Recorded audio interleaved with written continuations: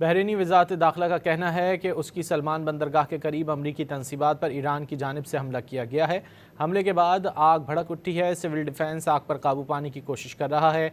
वज़ारत दाखिला का अहम मकामात की तस्वीर और वीडियो शेयर करने वालों के खिलाफ कार्रवाई का ऐलान। बहरीनी वज़ारत दाखिला का कहना है कि उसकी सलमान बंदरगाह के करीब अमरीकी तंसीबात पर ईरान की जानिब से हमला किया गया है। हमले के बाद आग भड़क उठी।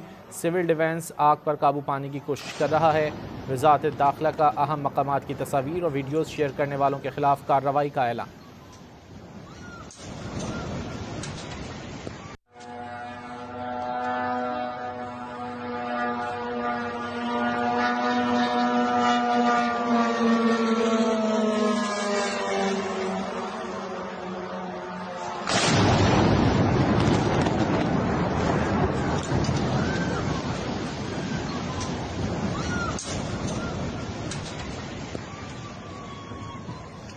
يلا ننزل.